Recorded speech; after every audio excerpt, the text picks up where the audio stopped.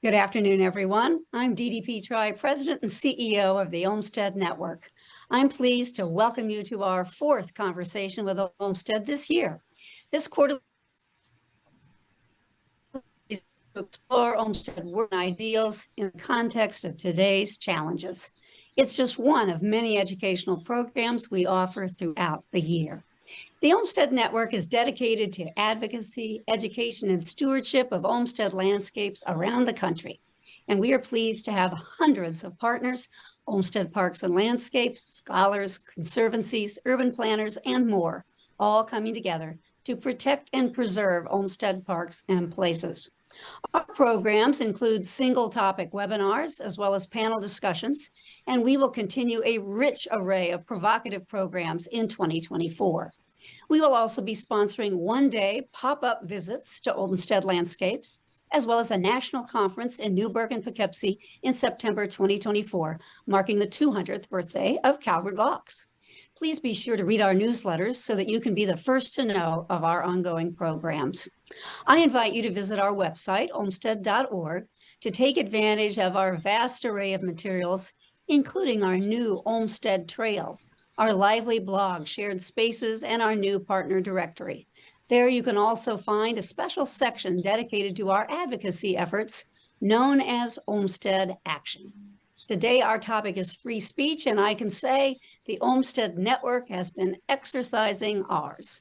Over the last month, we've testified in Milwaukee, Wisconsin, and Lake Wales, Florida. Following up on our recent conference, the Olmsteds in Wisconsin, we were pleased to testify in support of naming Olmsted's Washington Park a Milwaukee County Historic Landmark. Although the Midwest has a rich Olmsted heritage, it is underappreciated, and the Olmsted Network is pleased to be highlighting that heritage. In Lake Wales, Florida, we recently endorsed a visionary urban plan known as Lake Wales Envisioned, showing how Olmsted-inspired design can help rebuild community and bring us together as a people. Lake Wales Envisioned looks to a future without conventional sprawl, disconnected streets, and front-facing garages. Instead, residents will have walkable communities with tree-lined streets in keeping with the original Olmsted plans. I also want to bring to your attention our letter to the editor, recently published by the Chicago Tribune. In it, we called on leaders to abandon plans for a new and expanded professional-grade golf course on the Chicago lakefront that would further privatize Olmsted's iconic Jackson Park and do irreparable ecological harm. You can find out more at Olmsted Action on our website. When Olmsted parks and landscapes are threatened, we seek to be a voice for their protection.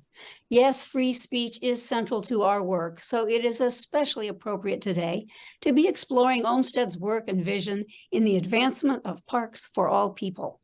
Nearly 200 years before the environmental justice movement, Olmsted designed parks as democratic spaces, free and open to all, offering opportunities for recreation, community building, and assembly. Olmsted talked about the enlarged sense of freedom he hoped to achieve in his parks and landscapes, and he was well aware of the powerful social, cultural, and economic dynamics of the built environment. Over time, that enlarged sense of freedom has evolved to include a robust role for Olmsted parks as places of public protest and assembly. Today, you will hear from 4 individuals with unique perspectives on this topic. Ethan Carr, professor of landscape architecture at the University of Massachusetts Amherst, editor of Volume 8 of the Papers of Frederick Law Olmsted, now easily accessible online at our website, and an international expert on America's public landscapes. I have read every word of his new book, Boston's Franklin Park, Olmsted Recreation in the Modern City, and I recommend it highly. There, Ethan explores how Olmsted's parks can adapt to the needs and programs of the 21st century while maintaining their essential design characteristics. Also joining us is Elaine Scarry, professor of English and American Literature and Language, and Walter M. Cabot, professor of Aesthetics and General Theory of Value at Harvard University. She will explore Olmsted's visit to the South as a reporter for the New York Daily Times and how it shaped his views of the role of public spaces. We also welcome Reverend Timothy Findley, who offers more than an academic interest. Reverend Findley lives in Louisville, Kentucky, home of 17 Olmsted Parks, stewarded by our partner, the Olmsted Parks Conservancy. Reverend Findley is senior pastor of Kingdom Fellowship Christian Life Center, CEO of Elder Serve, and founder of the Justice and Freedom Coalition. He will speak from personal experience as organizer of dozens of nonviolent protests about the role Olmsted Parks have played as an outlet for free speech. To lead us in this timely conversation is our moderator, Angel Latham, First Amendment reporter for the Nashville Tennessean. This beat was created in 2022 thanks to a partnership among the Tennessean, the Journalism Funding Partners, and the Freedom Forum. Angel is tasked with covering the growing slate of First Amendment issues that are facing all of us and bringing awareness of the rights enshrined in the First Amendment. We are delighted she can be with us today, and we hope you'll take a look at some of her most recent stories in the chat box. As we will hear today, the value and benefit of these expansive Olmsted landscapes, parks for all people, is as important as ever before. So please let us know where you're from in the chat box and submit any questions you have through the Q&A. We will answer as many audience questions as possible in the last 10 minutes of the program, and we plan to conclude in 1 hour. With that, I'm pleased to pass the baton to Angel to start this conversation. Thank you, Angel, and welcome to Conversations with Olmsted. Hello, everyone. So happy to be here. Thank you for having me. And I'm really excited to share with you all this wonderful panel of experts we have going today. We're here to discuss the wonderful impact of Olmsted's legacy and just his impact on the First Amendment rights of assembly, of petition, amongst the 5, super important First Amendment rights we have. Obviously, we have our amazing experts here that have been introduced to us. So I'm just going to kick this right off. Elaine, hello. I know you focused on Olmsted's writing as a journalist for the New York Daily Times, like we mentioned, and his very impactful trip to the South. Tell us a little bit about how that affected his vision of public spaces. The way in which his trip to the South affected his vision is very visible in this book that he wrote, The Cotton Kingdom, which is made up of the articles for the New York Daily Times that you just referred to. It describes his trip through the South, and throughout you see that Olmsted cared very much about the right of assembly and the fact that the southern states were prohibiting African Americans from exercising the right to assembly. For example, in the state of Virginia, Blacks were not permitted to assemble, even to go to church, unless they were carrying a written permission slip from their so-called owner. They were also prohibited even from meeting together for a funeral. In the first article in Cotton Kingdom, which takes place in Washington, D.C., and by the way, this is in many, many respects, just tour de force, brilliant book, and I'm just talking about one of them.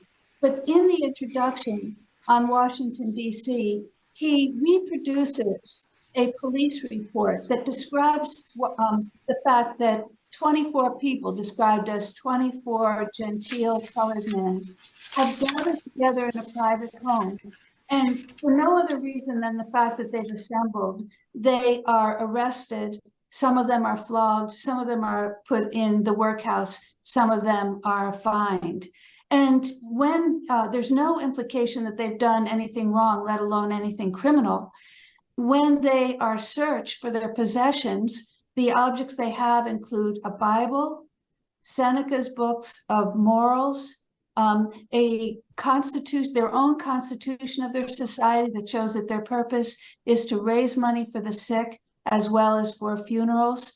And one other thing, they have set up a subscription to raise money to free one young woman named Eliza Howard, who's been offered for sale for $650.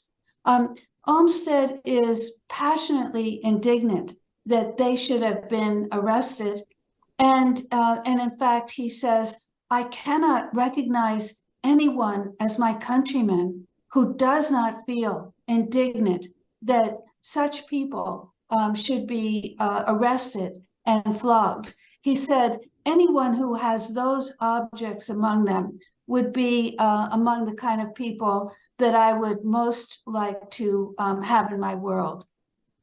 Now, as a result of this, throughout his tour of the South, he's very, very attentive to moments when Blacks overcome the prohibition on meeting in assembly, and he gives incredible descriptions of it. So, for example, and of course, in his parks later on, at this point, he doesn't even know he's going to be a landscape architect, but later on, his parks will make visible his kind of salute to the crucial importance of right of assembly. He, at one point, goes to the Rice District of Georgia, and there in a cemetery, he finds that the parishioners of a particular church have inscribed in a headstone a 300-word long passage honoring their pastor for his constant acts of making this assembly space available to them, even though he was repeatedly flogged and placed in prison. And Olmsted reproduces the whole 300-word passage, which is quite amazing. Usually headstones just have birth date and death date. This has a huge, long passage. And Olmsted comments afterwards that he's heard while he's there in the South many similar stories of pastors who have heroically insisted on holding assembly. And this particular pastor, whose name is Andrew Bryan, says to his persecutors, "You can whip me as often as you want. I'm even happy to die for my love of Christ." And we could also say for his love of right of assembly. Now, Olmsted also is often looking at more spontaneous acts of assembly. One that happens in the Cotton District of South Carolina occurs when Olmsted is staying in an inn that's at the end of a railroad line, where throughout the night, African-American men are being asked to load cotton onto it. And he's fast asleep, and suddenly he wakes up at midnight, and it's a very beautiful description, so I'll just read it to you. "Suddenly one raised such a sound as I never heard before, a long, loud, musical shout, rising and falling and breaking into falsetto, his voice ringing through the woods in the clear, frosty night like a bugle call. As he finished, the melody was caught up by another, and then by several others in chorus." A third example, and the last one I'll give, happens in New Orleans, where he is going to describe an assembly that is a kind of hybrid of the formal church service and this spontaneous assembly that I just described.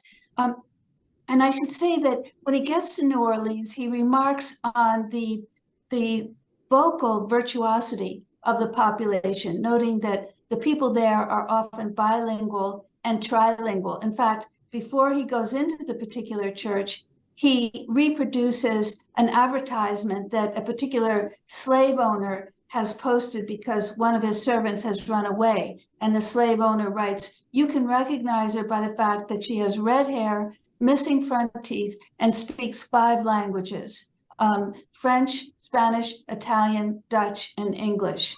He then goes into the church, and Olmsted must have had a kind of photographic memory for visual details and acoustical details, because he describes this fluid church service that's in part metaphors being used by the preacher, in part spontaneous acts carried out by the congregants. The congregants themselves are both men and women of all ages. A young girl is described at one point, another point, an older woman who begins to dance. At any rate, you get a ravishing account of this incomprehensible event.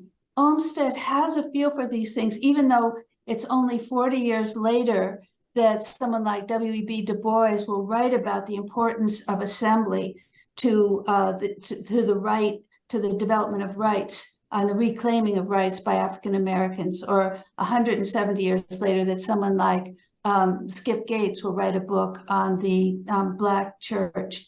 But I'll stop for now. It's just to say that this respect for making available to people a space in which they can come together is, I think, very much influenced by his attention to the assembly, the exercise of the right of assembly by African Americans. Olmsted himself said, you know, parks in part came about because of the genius of civilization, and it's in part the African American genius of civilization that is influencing him here. Absolutely. Thank you for that, Elaine. What an amazing account. Clearly, a trip down there really impacted this and, you know, really gave him his step up into the rights of freedom of assembly and petition. Ethan, I'd like to turn to you. You're next up for interrogation. We hear you just finished your new book. Congratulations. Thank you. Tell us a little bit about that. What is the role of Olmsted Parks in fostering this free speech and public assembly? Well, the book is about Franklin Park in Boston, and anyone who's been following the news knows Franklin Park has been the scene of a lot of really important public demonstrations, especially around Black Lives Matter, especially around the Roe versus Wade decision at the Supreme Court. And it was just interesting to see that moment in the last few years. It suddenly all came together in Franklin Park, which is interesting because the story is complicated as far as public parks and freedom of expression and freedom of assembly. If you look at the post-Civil War decades, there are all kinds of social movements beginning to coalesce, especially organized labor, but also other social movements, evangelical movements, and others, and including Civil War veterans reenacting battles and things like that. And public parks, a lot of which Olmsted and Vaux are responsible for, and then just Olmsted and his firm in Boston, are these big open spaces that are just crying out to be used for public assembly. And they don't know what to do necessarily at first. Public assembly was certainly welcomed in places like Central Park Mall or other places. They would call it gregarious recreation, where big, huge groups of thousands of people would come and enjoy themselves and promenade and engage in recreation, essentially. But the idea of having organized labor hold demonstrations or other sort of more political and directly sort of more directly involved in current events was a hard sell, in part because they were worried about destroying the landscapes that they had so recently completed. But also, if you look at the composition of park boards, and for Olmsted himself, for that matter, you're talking about a relatively elite sector of society, right? You know, these tend to be in a city like Boston. A lot of the people organizing as laborers are going to be Catholic, immigrant or descendant of immigrant, and a lot of the people on the park board are going to be Protestant and representing a more established, you know, Brahmin caste of Boston society. And so it's an evolution that takes place. Lots of gathering in parks, but they don't really become overtly political gatherings for a while. And I think a real turning point is in the 20th century, especially in the 1960s, when all sorts of groups, once again, we're going through a period of all sorts of new social movements sort of coalescing. For example, in Franklin Park, the Black Panthers were really responsible for opening up Franklin Park for political demonstrations, and it was not without tension. It didn't sort of devolve into violence in this case, but there were lots of police there, the whole Boston Black Panther chapter there, and they were having demonstrations in the playstead of Franklin Park, and it set a standard or an example precedent for the kinds of gatherings that Franklin Park would be about and has been since then. And it's just really interesting to me how that has coalesced just in the last few years. You know, Franklin Park and the playstead in particular has become the place for demonstrations in Boston, especially because Franklin Park is, you know, sort of the center of Black Boston, Roxbury, Dorchester, Mattapan, and so on.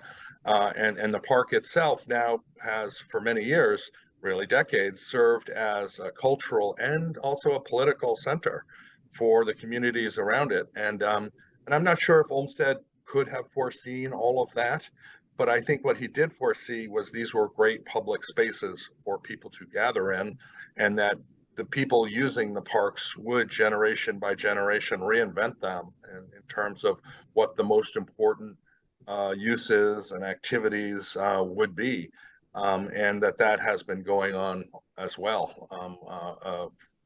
We have to remember that public landscapes, you know, Olmsted might have sort of done a plan or a design in 1885 in the case of Franklin Park or 1858 in the case of Central Park and sort of set things in motion.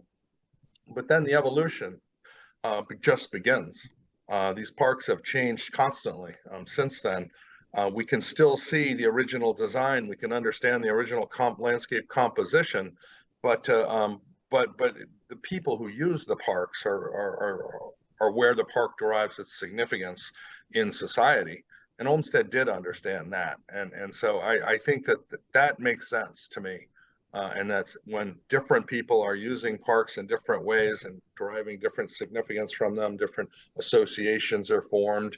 The park changes, and yet it doesn't change, right? We talk about the integrity of these landscapes physically because they have great integrity as far as the overall landscape composition. But as far as the meanings associated with the parks, the uses associated with the parks, those are not static. They never have been. And I think this is an important discussion about Olmsted Parks right now, again, because of the last few years, things have really changed. And I've noticed it in Boston because of the way Franklin Park suddenly has become clearly the most important place for demonstrations. Not just around the Black population of Boston, but more in generally women, others who are looking for that central place to gather, to exercise free speech and freedom of assembly. It's Franklin Park, and it's still the Boston Common somewhat, but 10 years ago it was just the Boston Common. That's where if you were in Boston and you wanted to have a demonstration, it was the Boston Common. That was where you wanted to be, and it's shifted, and I think it's because of the recent social movements, and because Franklin Park of where it is, in the heart of Black Boston, and so that's very interesting to me, and it's a shift in how people perceive and use Olmsted Parks, and so it's an important subject right now, very very topical in my opinion, as far as what you see in the newspapers now around Olmsted Parks and the activities in them, and so on. And it does represent a big change. We also have to acknowledge that in 1888, let's say for Franklin Park, when and you could say similar things for other Olmsted parks and park systems with different dates, rules were promulgated. And the rules said, if you want to have assembly, you have to come to the Board of Commissioners and get permission. And the Board of Commissioners were notorious for refusing permission. It wasn't just organized labor. It was also the evangelicals, the military groups. They refused permission to everybody. They had this vision that people could come and congregate, but it was for recreation, and it wasn't going to be organized in that way. And that was what they wanted to protect in the 1880s, let's say. But remember what else is going on in the 1880s. Organized labor is gathering all over, Union Square in New York, Haymarket in Chicago. These great public gatherings of organized labor are happening in the 1880s. And so they were afraid of that. They were afraid that the Haymarket riots, where a number of people were killed, for example, right when they're putting together their regulations for whether or not organized labor could meet in Franklin Park. So it was a different time, different rules. Those rules have changed. I think that's appropriate. I think it's part of the significance of these parks that the attitudes and rules change. And again, I think recently we've seen a really important change, and that's something we should note when we're thinking about Olmsted Parks and the long history of how they've been used as public spaces, that there's something going on recently that is very important. Absolutely. Thank you for that. I love that. Yeah, the landscape and the time may change, but the First Amendment and the heart of it does not. Fascinating. Thank you. Reverend Findley, so happy to have you here. You're no stranger to public assembly. We know this. Louisville, while being very rich in Olmsted Parks, has been at the center of considerable protests and discussion after the killing of Breonna Taylor back in 2020.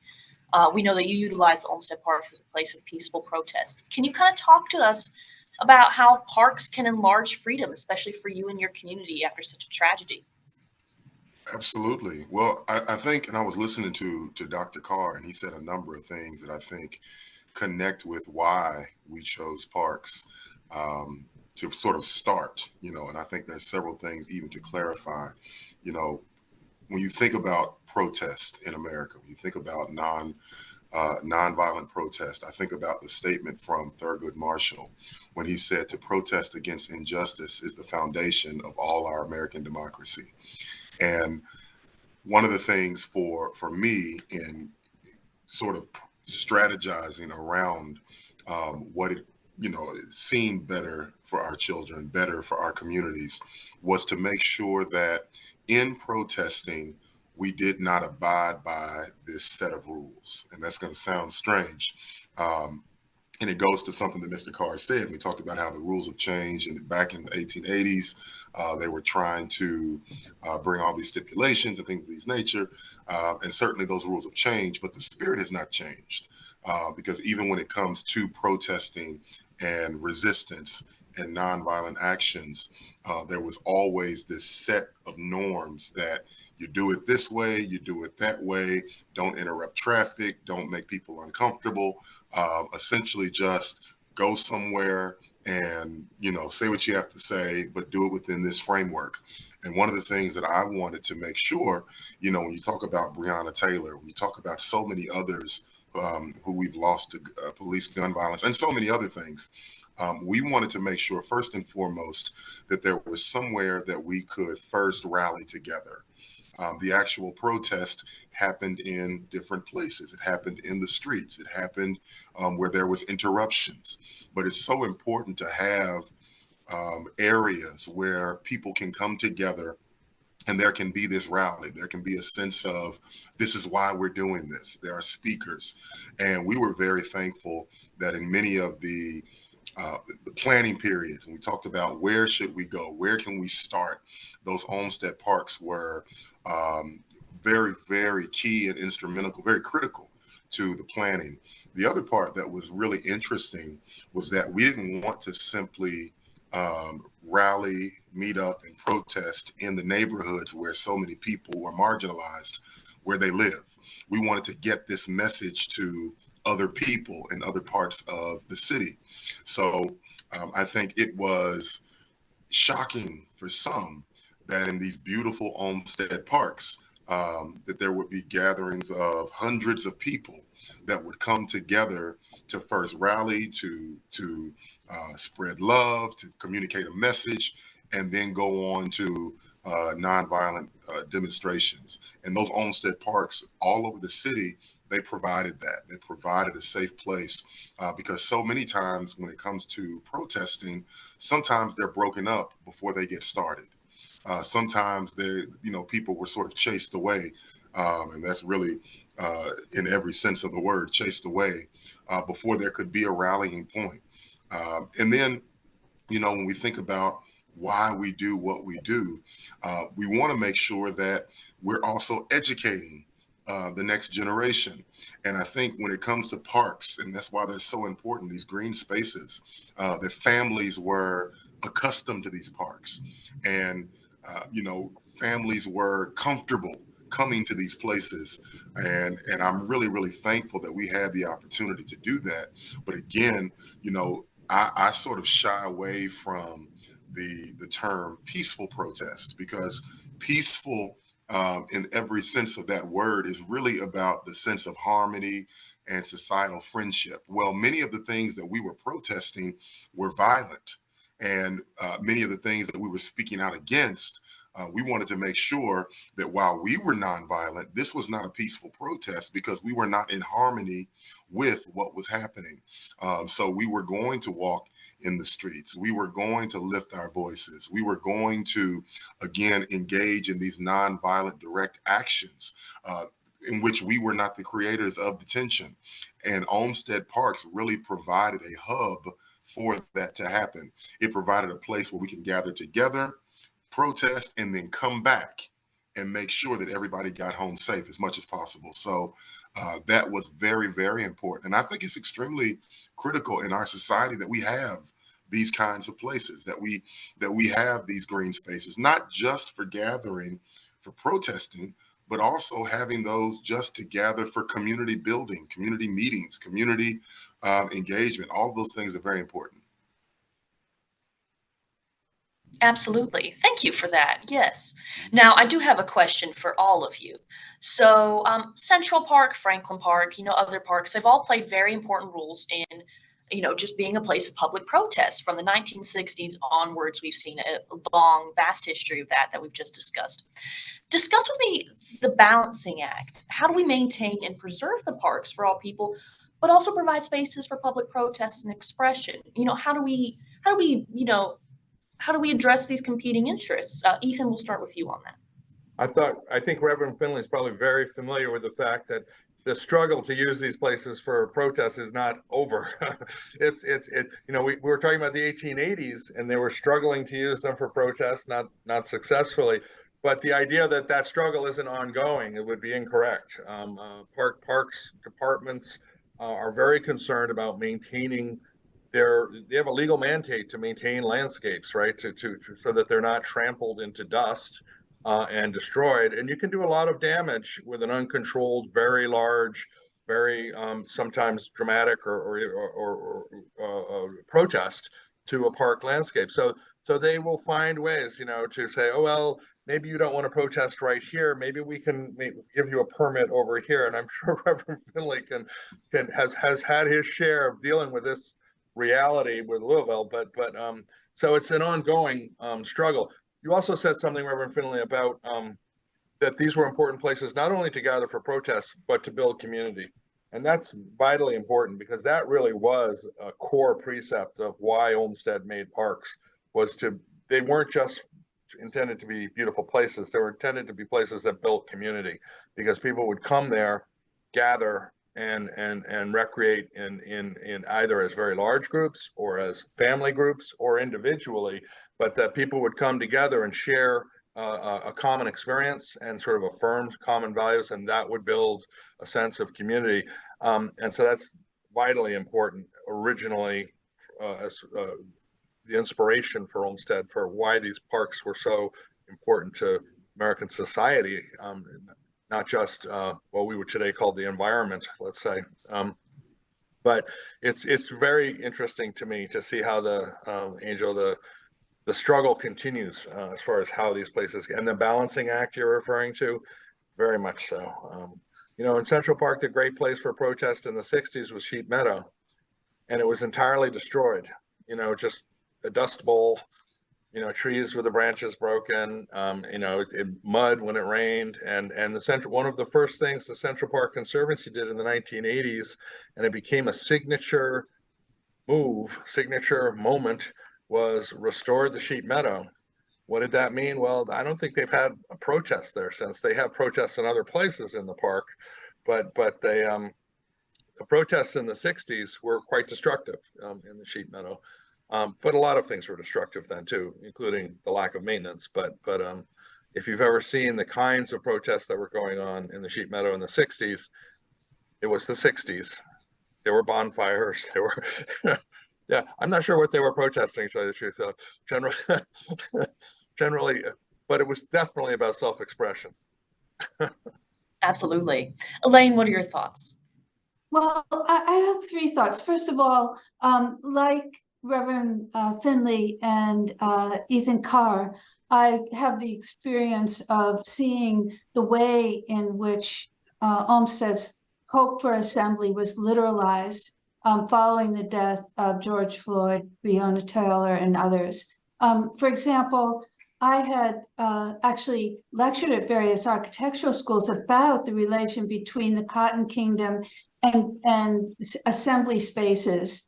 And suddenly I was seeing in the newspaper, there was Prospect Park in Brooklyn, full of people protesting Black Lives Matter. I had talked about Fort Greene in Brooklyn, again, packed with people. And the daily schedule for people during that time often involved going from one park to another park to another park, or on the parkway. And there were all things designed by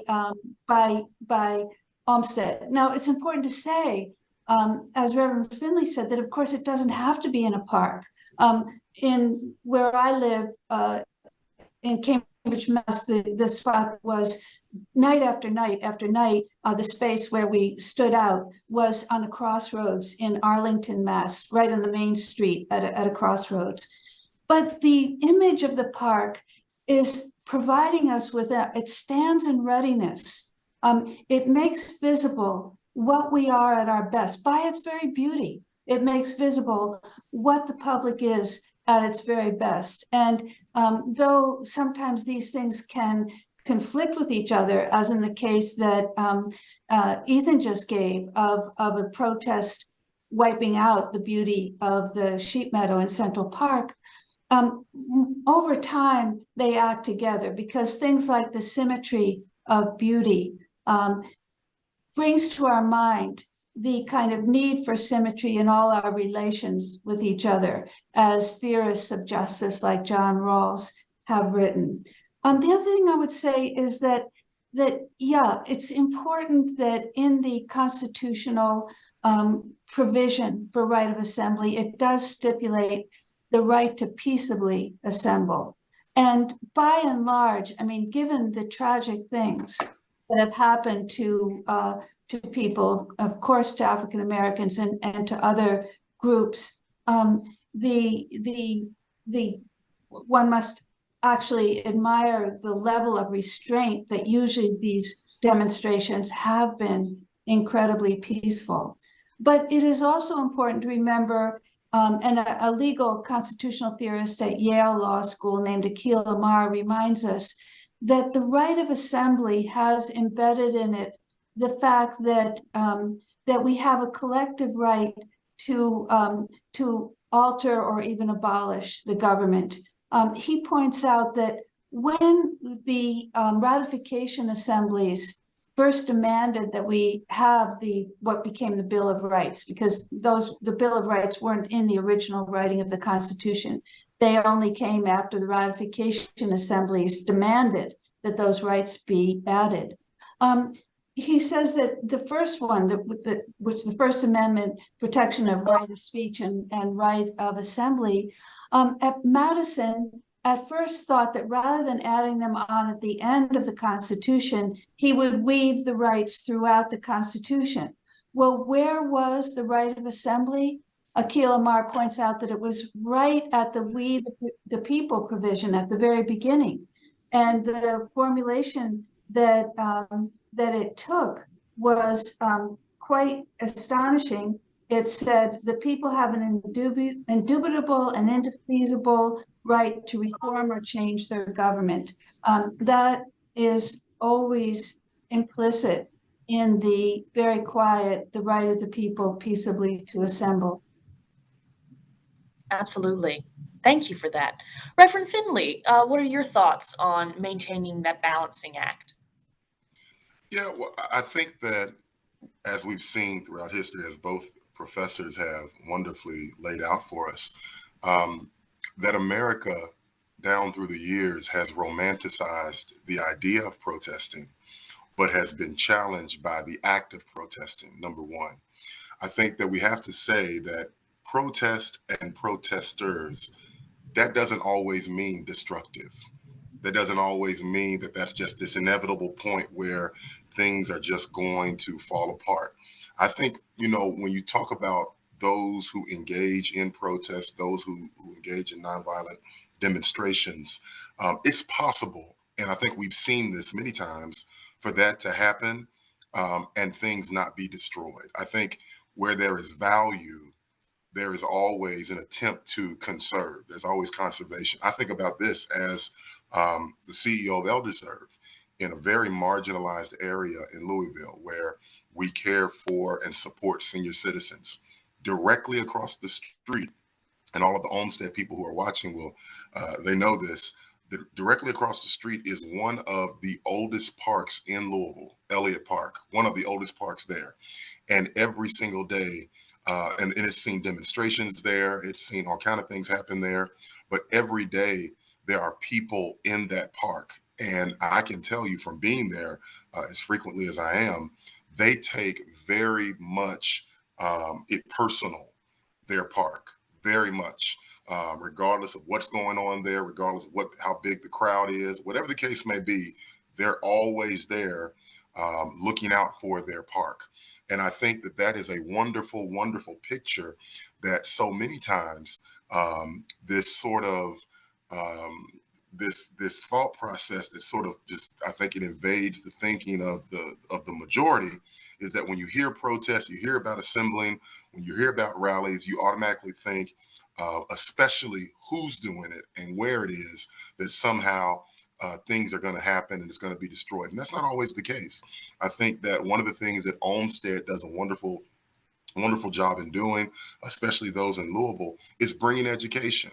It's making sure that we're keeping up the parks. Elliott Park across the street, they're about to get a facelift. It's going to be absolutely beautiful. Again, in one of the most marginalized areas in our city. And I guarantee you that no matter who comes to that park or the amount of people that come to that park, there's going to be a community valuing of that. And I think that's what we really aim to see, that in the reality of protesting and those things are going to happen, that balancing act is when you bring value and education to a particular park and allow the community to come to that place where they value that park. And when that happens, and people look to that as a part of their extension or their extended family space, they will look out for that park. They will make sure that park, they will in many ways contribute to the upkeep of that park. But when it's a park that is not being kept up, when it's become just a patch of grass and that's it, then you may run into maybe different challenges. So that's my take on it. I think that's really well said, and it's vital. Your experience in Louisville is just what I was trying to talk about. How in recent years, especially, a dimension of use in Olmsted parks in a number of American cities is really important to look at, because people are using the parks. People are forming associations, and important parts of their lives are being played out in the parks. That's when they become meaningful to the community. And I've seen that happen in Boston also. And it's just vitally important phenomenon we need to be paying attention to. Absolutely. Now, to go back to the Reverend, I'm going to ask you this question, then I'll open it up to Ethan and Elaine. Bouncing off of what you just said, how do these protests kind of change any protest, demonstration, rally, any gathering of people using their right to petition and assemble? How do these activities affect how other people view our parks and public spaces? Perhaps people who have never been involved in activism like that, or perhaps, just aren't as involved in using their right to assemble. How does that change the way they perceive that? Well, and I think that the good professors and doctors are going to speak to this as well. I'll say this from my end. People like to be a part of movements. They like to be a part of history. And when you have these kinds of movements and historical community shifting sort of gatherings, that becomes a point where people say, hey, this is where that happened. I think about now one of the larger protests in Louisville when we protested, at Churchill Downs, and we met at a park that's close to Churchill Downs. Well, every day that I drive around that area and I see that park, the first thing that comes to mind is that's where we started. That's where that began. And sometimes I go over there and just sort of relive certain things. I think that there's something very powerful about recalling memories that happen in parks. And when you have significant, whether that is family or friend, whatever the case may be, when you have particular events that have meaningful impact on the lives of people and they're happening in parks, that is something that becomes widespread. It's something that becomes talked about. And it's something that I think, again, using this word, it brings value to that particular park. Absolutely. Elaine, same question. Well, how do people respond? Just going from some recent experience, in let's say the protests that I referred to at the center of Arlington every night, it was there from 6 to 7 every night, and at 8 minutes before the hour, everyone would get down on one knee and in a salute to what had happened to George Floyd. And though the number of people who were protesting was of a limited number, what was amazing was that the streams of traffic coming through were all like beeping and waving and doing thumbs up. Not everyone. Some people were hostile, but I think that people can, as your question implies, participate in a protest movement just by seeing it, even if they themselves aren't standing there. And I think that one thing that I was very moved by is a documentary that was made of the various forms of protest that happened over South African apartheid. And it's a documentary series called Have You Heard from Johannesburg that has amazing footage. And what I might have thought, well, really, what good do these campus protests do, saying you have to divest from South Africa? What good do these sports games do that say we're not going to play in South Africa? Well, you look at that documentary and you realize the staggering power and consequences that these things have. It's really, I think, something where one has to step back and see the arc of history. And speaking of the arc of history, Martin Luther King says that one of the great glories of America, this is a quote, one of the great glories of America is the right to protest for rights, the right to protest for rights. It is one of the great things, and it I think has to be honored both by those who are standing on the corner and those that are just driving by. Absolutely. Ethan, any thoughts?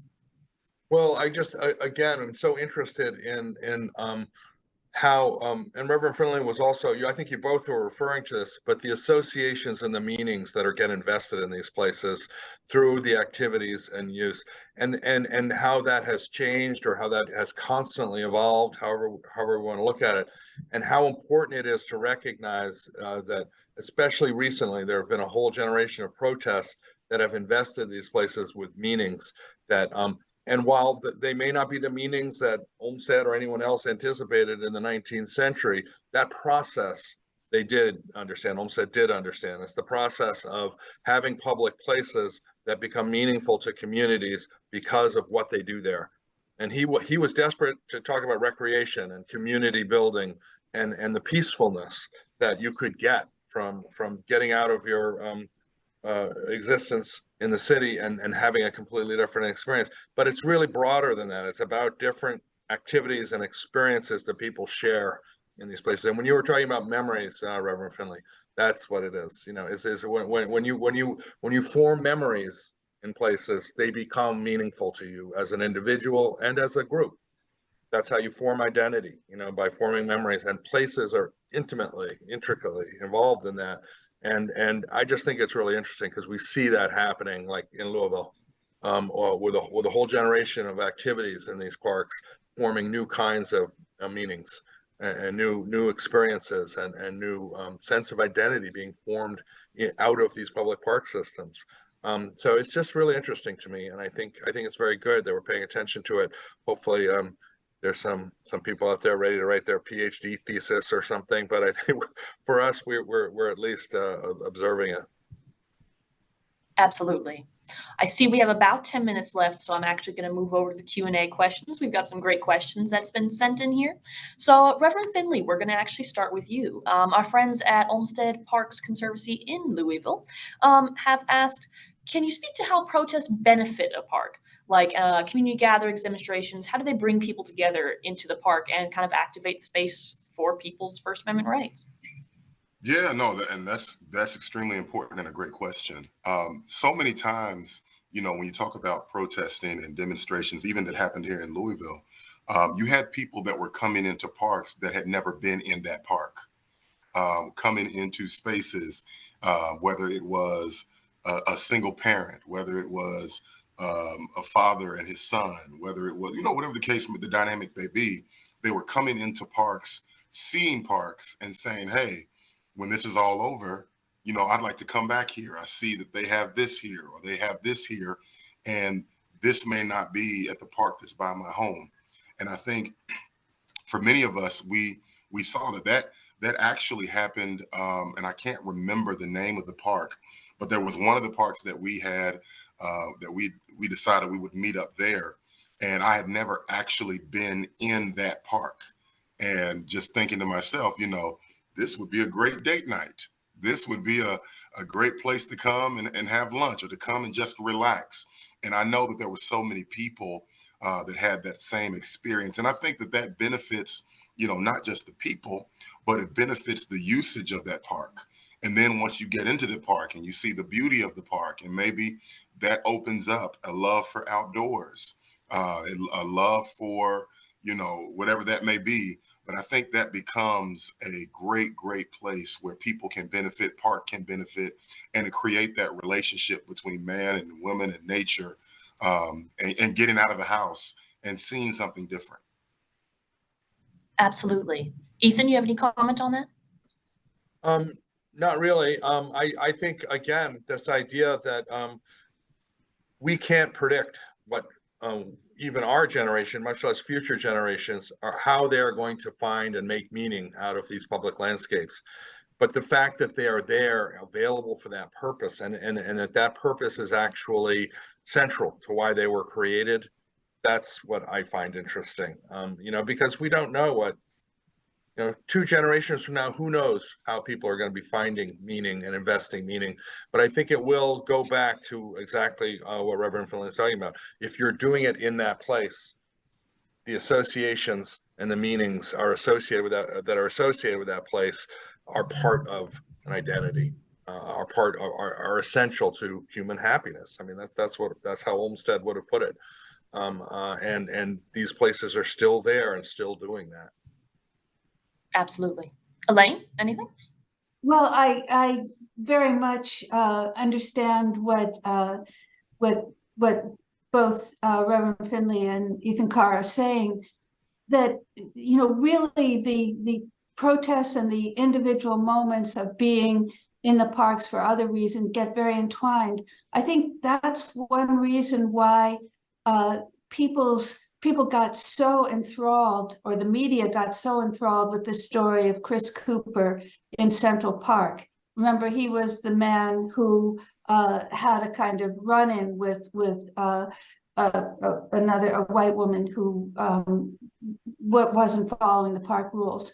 But Chris Cooper had said that in the springtime, his friends didn't need to be told where he would be. They knew that he would be in Central Park at dawn, looking for the little warblers, the small birds coming through, migrating through, and the kind of jewel-like beauty of these creatures. And I think that very much dovetails with what Reverend Findley was saying, and also Ethan Carr.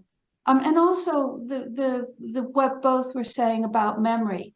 I think, for example, of Niagara Square, a small park that Olmsted redesigned in Buffalo, and it certainly was the place of many, many Black Lives Matter demonstrations. But that was layered on top of many other demonstrations that had taken place there by Native Americans. I believe it was the Seneca, but I may be misremembering, by people gathering to protest global warming, by people talking about unfair labor practices. And there is this kind of camaraderie across time and space by those who have gathered in one of these parks. Absolutely. Can I add something to that too? Because I Yes. think that that's an extremely important point. And I remember hearing the case with Mr. Cooper, and one of the things, the obvious, interaction, the unfortunate interaction, and all of its undertones were terrible. But one of the things that stuck out to me was here we have a Black man bird watching in the park. And aside from all the things that were going on with that interaction, imagine someone sitting at home reading the news, and that's the first time they're hearing that a Black man is in the park bird watching. What that can say to a young boy who has an interest at home in birds and says, now I want to go to that park because that sparks an interest. Those are how those things happen. That's how that's birthed. And I think it's so important hearing those kinds of stories and how it benefits the park and benefits people. Absolutely. And Yes. Angel, you were asking before about there might be different ideas that people would have if there were a protest, et cetera. And I would just add that contention is also always part of this. There are different ideas about what people think is appropriate and whether or not they agree with a protest is going on and so on.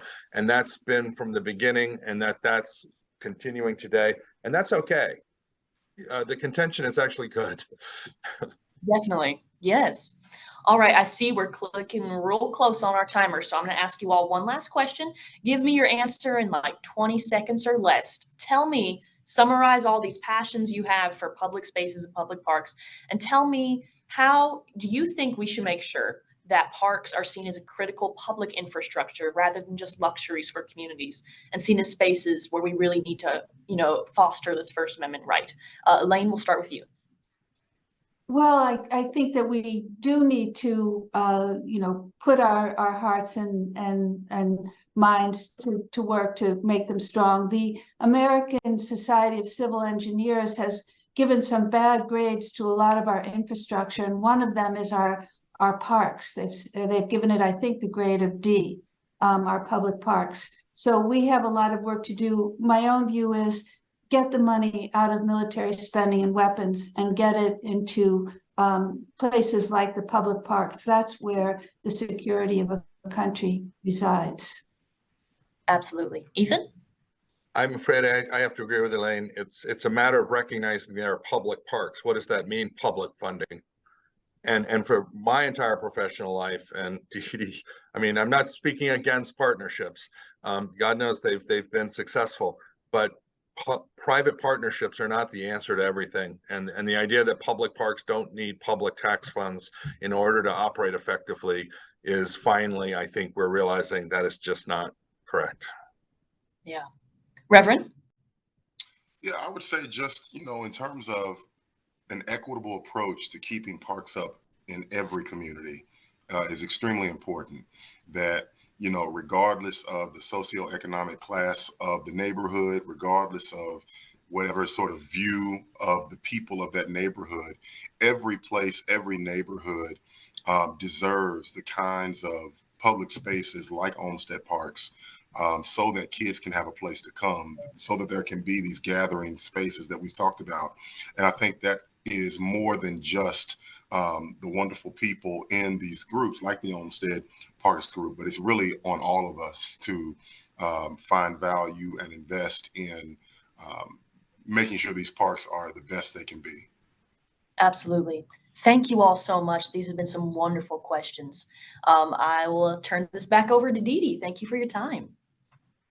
Well, thank you, everyone. Thank you, Angel. What a wonderful conversation. I have been taking down notes throughout. I think the camaraderie across time and space, the idea of memory and how these things impact us in our lives are all very, very important concepts that were important to Olmsted. And to second what Ethan is saying, his strong belief that public support is necessary for these parks, I think something that we do really have to get back to. So I just want to thank you all for, I think, a very wide-ranging, provocative conversation.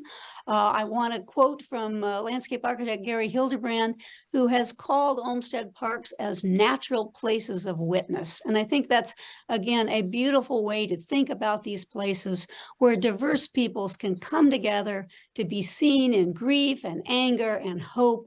I think this is very much the concept of the democratic space that Olmsted intended.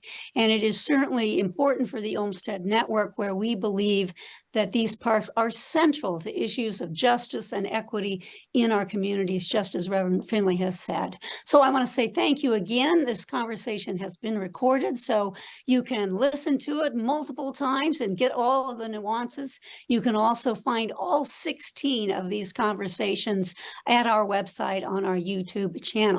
And I urge you to join us again Sunday evening, October 29, from 5 to 6 p.m., when Lawrence Cotton will present Olmsted in the Pacific Northwest. Larry is truly a great Olmsted ambassador, a longtime friend, and very knowledgeable in the Olmsted oeuvre. So we look forward to hearing from him on Sunday.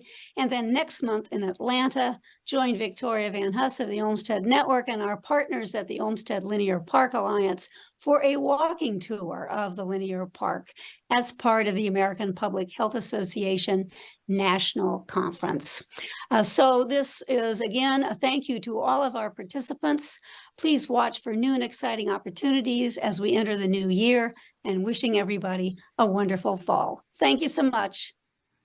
Thank you, Dee Dee. Thank you.